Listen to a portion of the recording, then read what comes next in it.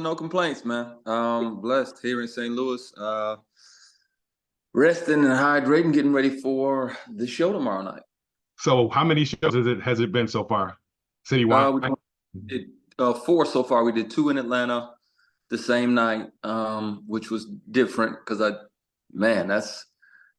it's work. If you're gonna give them a show and give them energy, and you got two 75-minute shows, Mhm. that's some work. So, but I'm grateful for it, and I learned a lot. And then we did a show in Pittsburgh and a show in Philly, and those were wonderful as well. Mhm. When you say it's work, you mean just the stress of actually doing a show that long? Or No, just that on top of the rehearsals, on top of wanting to give them your all. Like I'm a firm believer in wanting to give people their money's worth. got it. You know what I'm saying? And if they're gonna come out, especially like we're in St. Louis, it's cold. If Hmm. they're coming out at a nice warm house, Hmm. we got to give them something to talk about. We got to give them something to experience and feel, and not just, I don't want to just stand there and sing 10 songs or 12 songs or something. I want to move around and have some interaction and make them feel like they're part of the show and give them a wonderful musical experience. Now I saw some of your other interviews, and I'm an entrepreneur for many years, and I like to focus on business. I'm always more interested in how people do business. Mm-hmm. And I see that you are extremely diversified in all the different things that you do. I actually met you on the Tom Joyner cruise many years ago, but you probably don't remember that. It had to be maybe 7 or 8 years ago.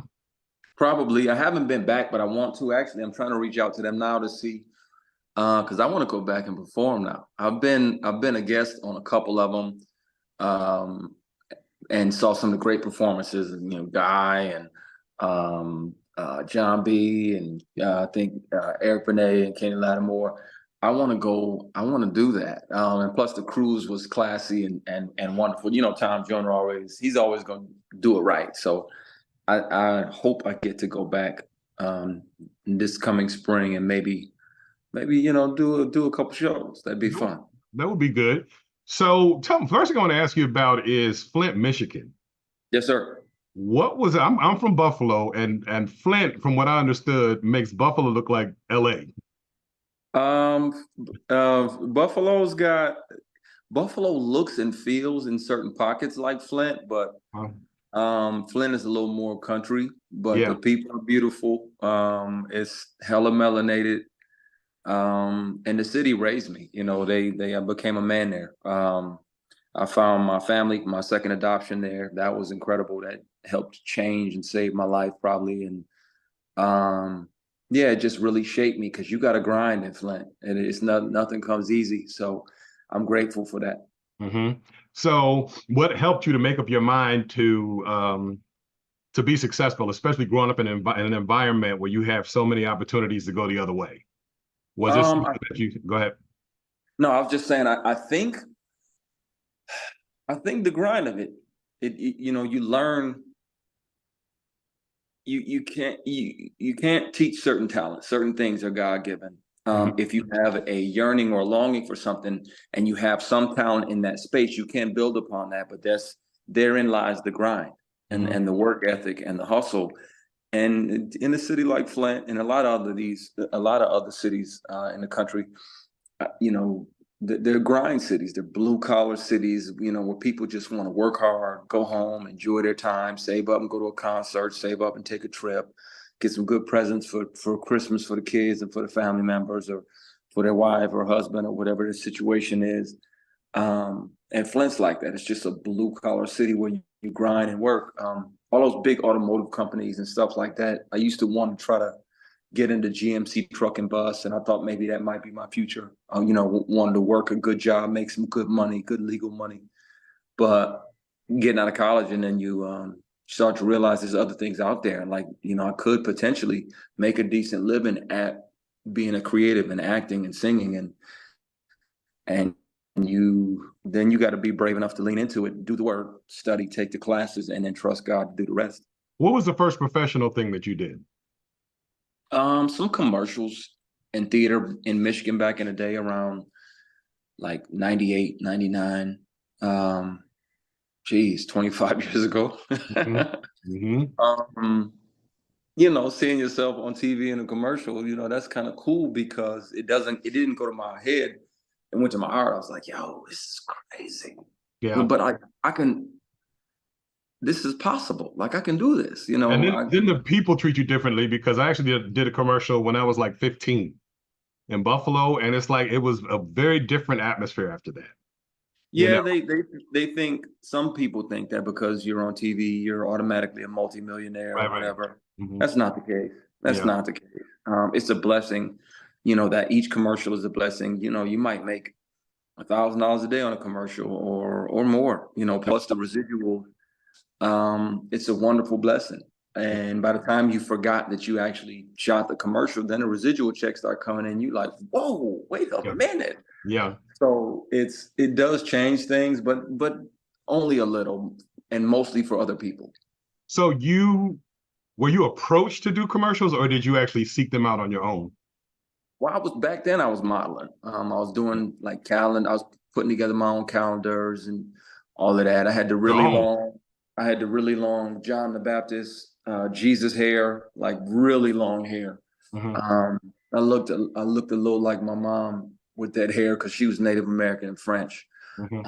My birth mother anyway. And so I was doing some modeling, runway shows, editorial, won a couple online contests with like FUBU and was in some magazines. And I was like, this is kind of cool, but I'm really not one of the people that care about what I look like. I want to be healthy, but Hmm. it's not a priority to, I got to make sure I'm looking wonderful all the time. I really don't care. I just want to, I want to be good in here and in here and have my peace. So once that got to cooking, I was like, okay, well, let me try some theater because that looks challenging. Hmm. And that's not going to be easy. And they hold you accountable and they're going to kick you behind. And I'm glad I did because, again, that work ethic, it is hard. You do have to commit to it and put time in it and miss events because of it, because you need to practice and rehearse and get ready. And the more I started to sow into that, more opportunities came and I was even more ready for this new opportunity than I was for the last one. At what point did you move out? You live in LA, right? Yeah. At what point did you decide to make the move? '06, after the Medea stuff. I had put up all my Medea money and made the decision to make the jump. It's like, this is going well and I'm theatrically trained. So let me go and take my shot, shoot my shot at commercial TV and film. Hmm. And how did that work out for you in LA? Because a lot of people are leaving LA to go to Atlanta.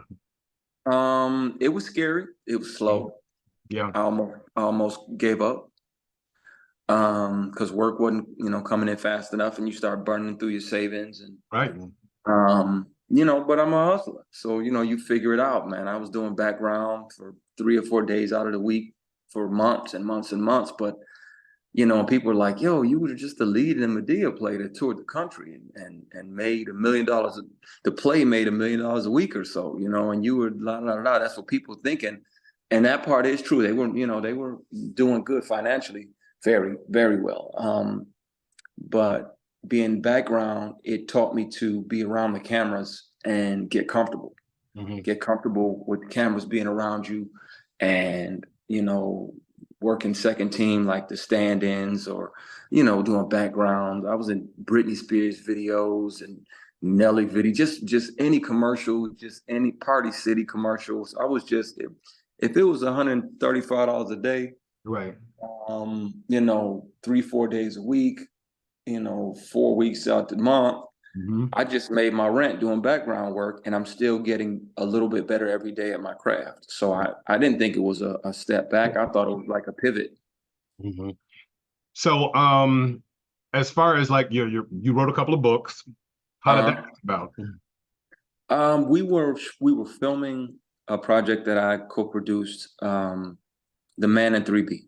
Hmm. Either I was associate producer on that or I was co-producer on that. I don't remember because it was a while back, but talking with Carl Weber and I was like, man, I got a couple scripts and would you mind looking at one of them to see if there's something there, there's enough meat and potatoes there to build that out into a book?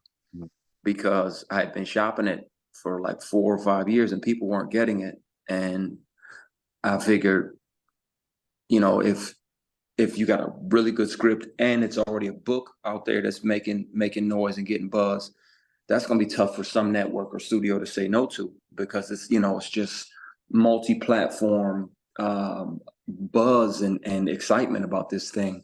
And he read it, came back and said, yeah, he's like, you know, you can do it. I know it's intimidating, but you can do it. Let's do it. And that was Ladies Night, which ended up being, I changed the title because by 2019, when I licensed it to Tyler Perry Studios, BET already had a show called Ladies Night. So, and I'm glad because I like All the Queen's Men as a title better, but that first book ended up being All the Queen's Men. Okay. Okay. And now when you were shopping it, do you think that the issue was you weren't shopping it to people who were interested, or do you think you weren't, in other words, it's like, were you shopping it to the wrong people? Is that the lesson that you learned from this? I don't think so. I don't think I was shopping it to the wrong people. I think, you know, if anybody's gracious enough to let me in the room and discuss my intellectual property, my content, you know, I'm going to seize that moment and have fun with it. I'm going to try to make sure I'm prepared to answer every question that they have, and even some that they wouldn't even think to ask. Okay. You know, I want to know the world that you know, that I've been blessed to be able to create, you know, fictionally, and that's how it went, and they went good. And like even some of when I pitched to BET, they were like, "Wow, you wrote the book and the script?" I was like, "Yeah." And they, you know, they were like, "Well, we got to look at you a little different now. You know, you're not just an actor."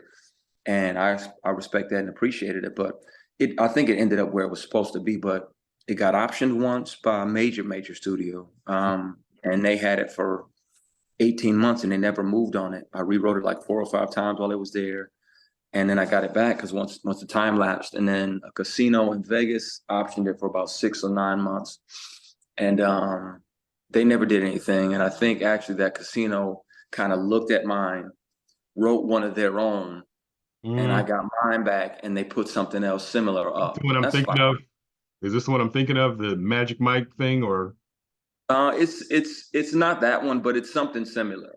Okay. Um, because you know this was 15, 2016, 17, something like that, and there was nothing like that. And I wanted to do this like, yeah, it would have that Magic Mike Chippendales element, but the rest of everything in it was going to be, you know, the show, All the Queen's Men. It was going to be the drama, the dramatic moments, you know, somebody owes somebody money. You know, she's getting harassed by her boss and she eventually has to kill him, and all this other stuff, you know, like a wonderfully crafted, dramatic piece, you know, that also happened to have this male exotic component, but that wasn't essentially the story. And it still can happen. Like once the show is over in 3 or 4 seasons, I can take it to Vegas because I get it back. So I could put up All the Queen's Men in Vegas and do a live musical, add a couple R&B singers, you know, some quality nationally known vocalists, and just do a residency over there. I think that'd be really cool. Now, when you say you get it back, didn't you just sell it to Tyler Perry? Licensed it. Oh, okay. Yeah. So once we're done, I think 3 years after we're done, I get it back. So if it goes to season 6 or season 7 or 100 and some odd episodes, that'd be wonderful. And I think that's the goal for all of us. But once it's done, I can relaunch new books. I can spin off and do movies for certain characters that I want to do in that world, and take it whatever direction I want to. And I love that part, you know, that the ownership of it. So you do so many things, from singing to acting to writing books, now producing TV shows. Will you continue to be in the show and continue to write on it, or is that going to be in Tyler's hands? No, actually, thankfully my show is WGA. So contractually I get to have a say in where the show goes and get to consult on, you know, the seasonal arcs and what each character is going to have to do and that kind of thing. My character is going to stay. We're not killing me off my own show. That's what's not going to happen. So, and I enjoy it. I mean, it is with myself and the cast, and the people that helped me develop it, Elon Johnson, Michelle Sneed, and DeAndre Short. it is a family member, and even though it is my show, it does feel like it's ours because I brought them a really good show, and they helped make it into a great show. They challenged me on things and said, "Hey, we should do this here," and that sounds good, but what if we did this? And some of those components actually made the show even better. So it's going to keep growing. I'm excited to see where it goes and all of that. What has the viewership been like?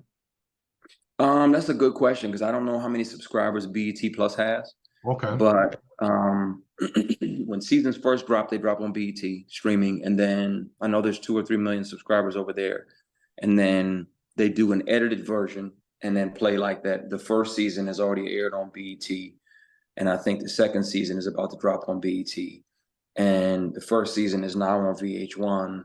So, people are seeing that we're getting millions of people watching each episode, which is wonderful. And it's good for the show, good for the network, good for the actors, the newer actors and the established actors.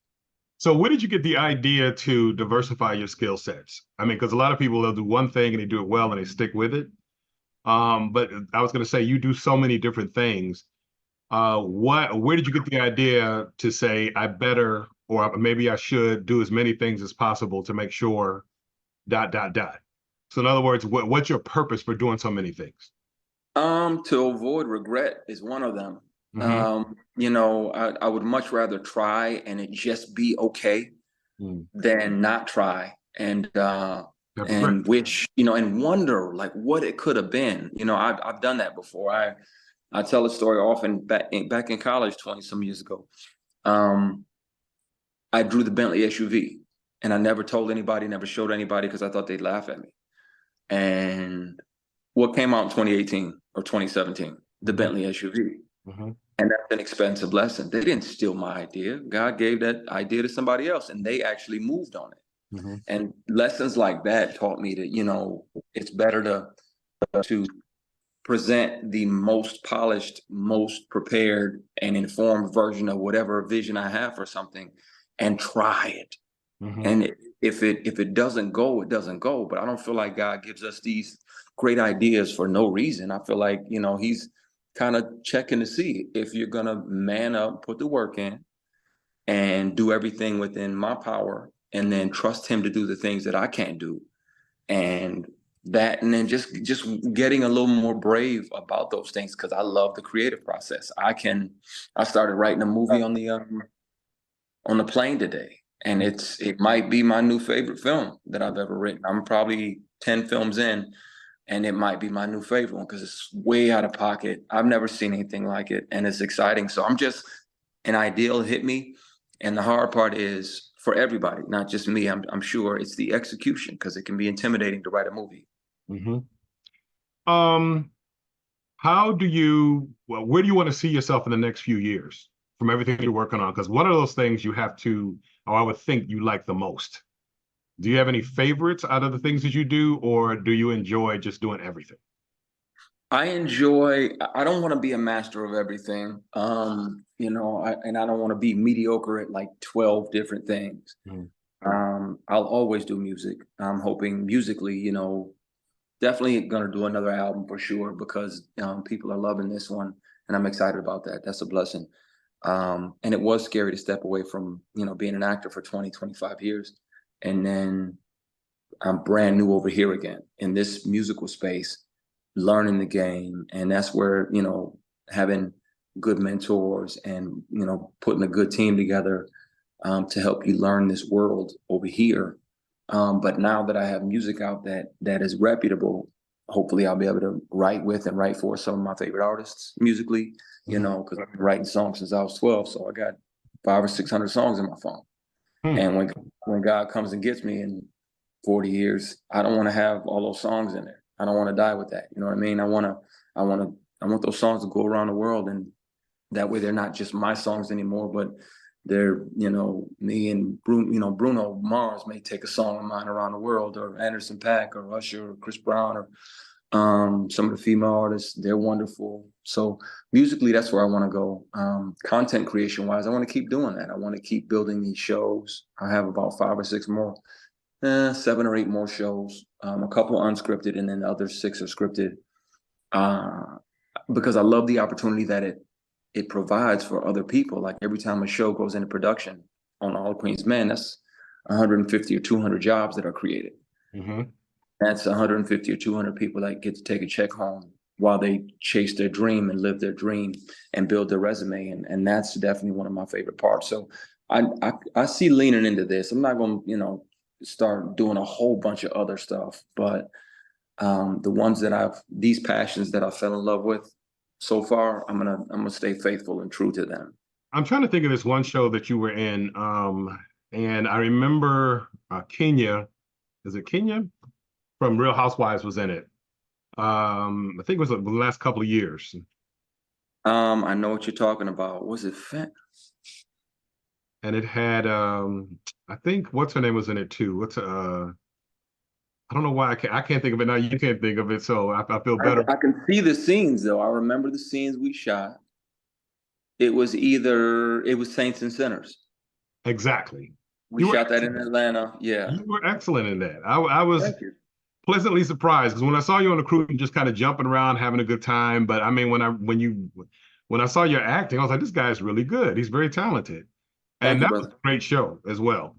I'm Thank sorry. you. And that was the first series regular I ever booked. Oh, So, really? and yeah, that was I had done a lot of recurring and a lot of guest starring on some amazing shows. And when they called me in for Leah Daniels Butler, matter of fact, love her to the moon and back.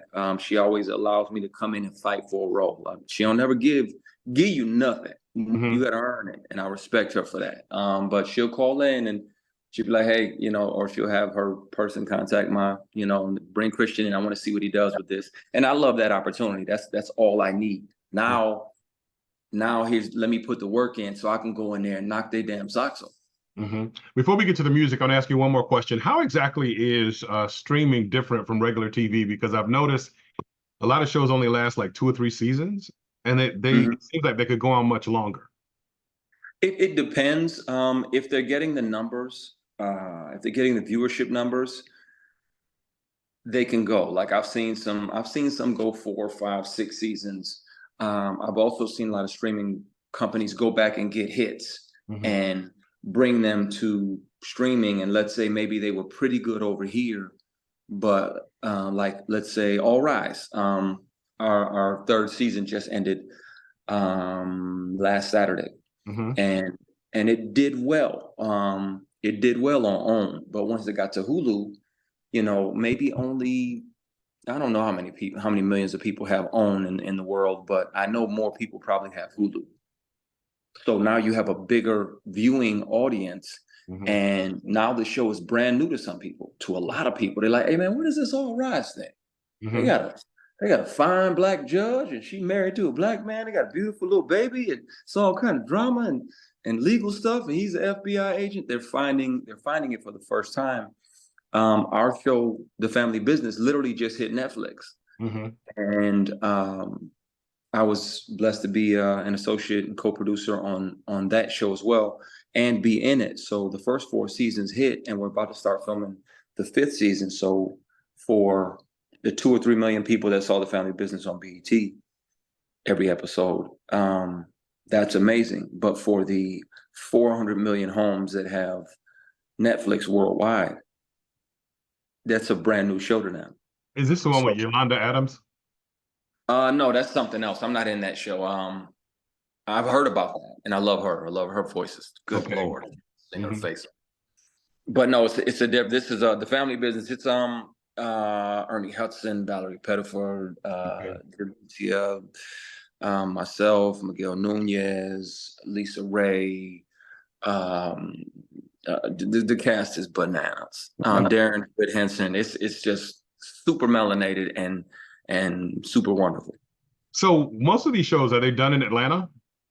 Some are, and then some are shot right in LA, like the Clandestine, the studio that is over The Family Business. They're based in LA, Black-owned studio, and they get it done right, and it looks like some prestigious,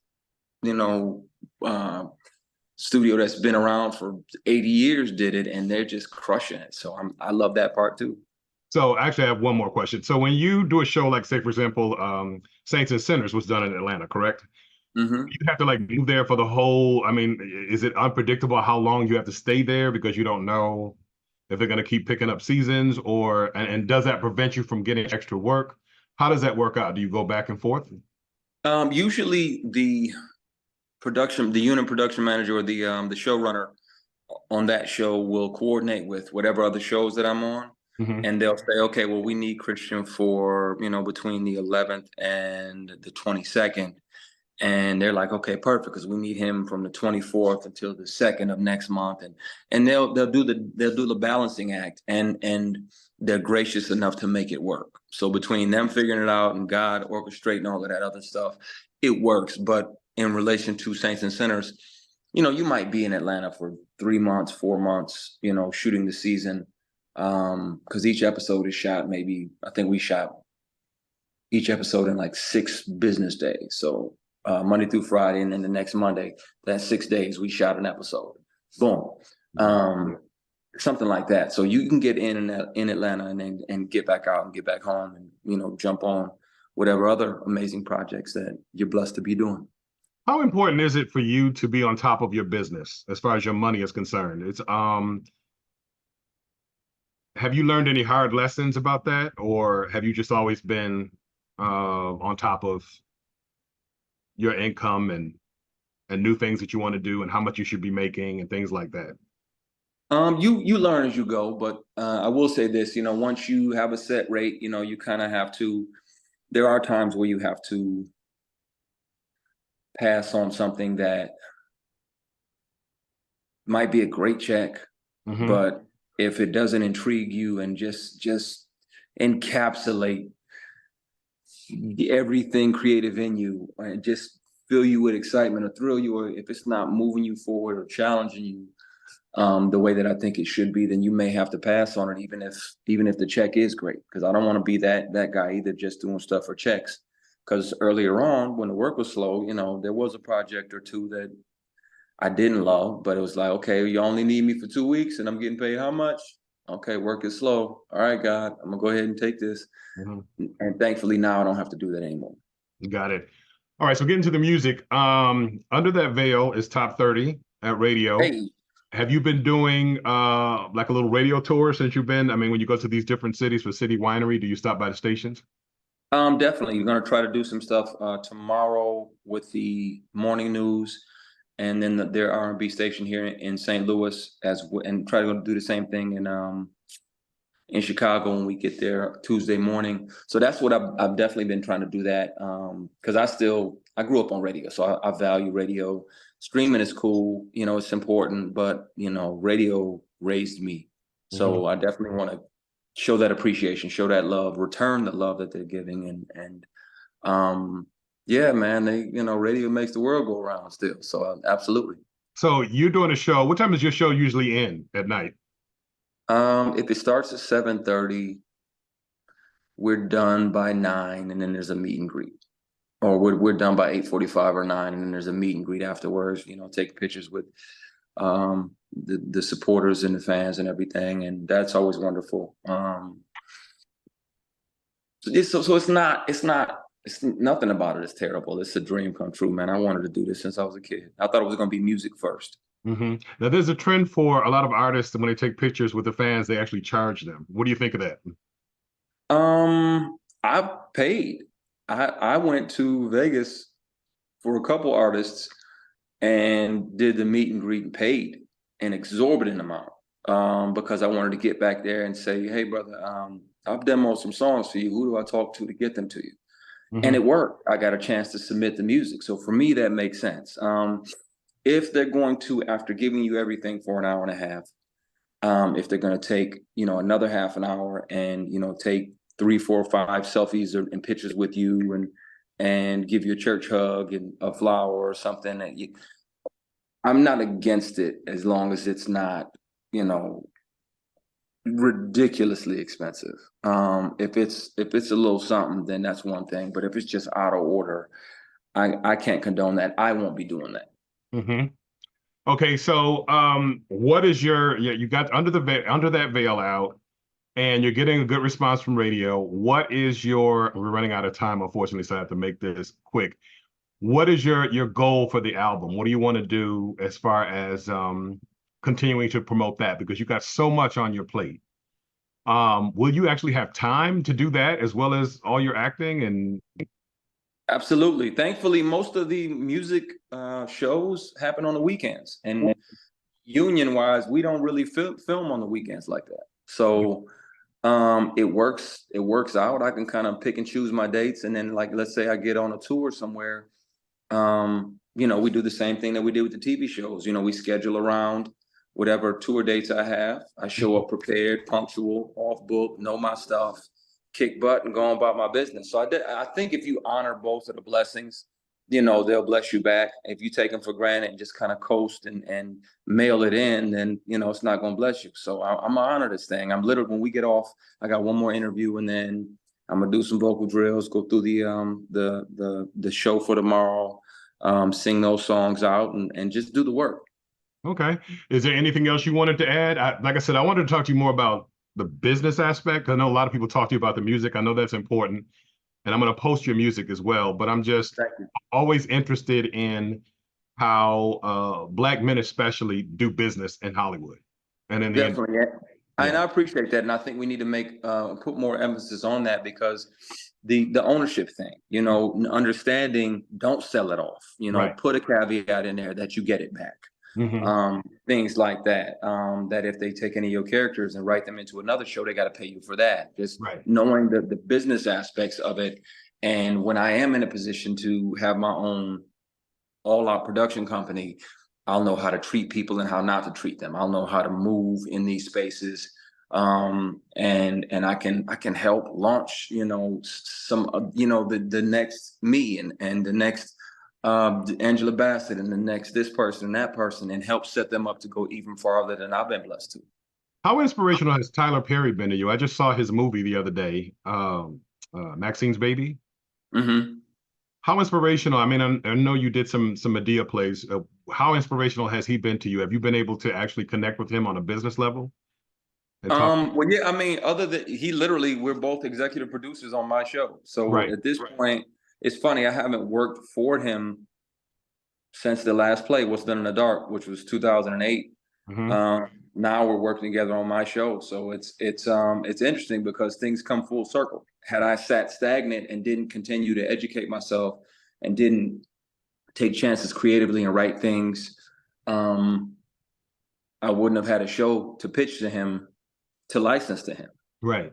So, you live and you learn, but I'm grateful that, that 10, 11, 12 years that went by that we didn't work together, because I got a chance to build my own brand, with God as my manager and my PR person, and not, skate in on his coattails. I got a chance to work on, by now I think I've done 150 episodes of TV, 25 movies, 1,300 theater performances. So I got a chance to build my own brand. And I'm really, really grateful for that. Final question. What do you think of social media? I think it can be a tool. I think it is addictive as well. It can pull you down a rabbit hole, and then you look up, 45 minutes is gone, and you've been on TikTok on the Explorer page and just, or on the For You page, and you just lost 45 minutes that you'll never get back. So I try to use it and set it down. Got it. Because you can connect with the supporters and the people that are the reason that you're actually blessed to be working on what you're working on. And that's nice. And you can talk about the upcoming shows and how great the last one was, and how it was great to meet everybody, all the beautiful people. But there's negative sides to it as well. I just try to stay away from that stuff.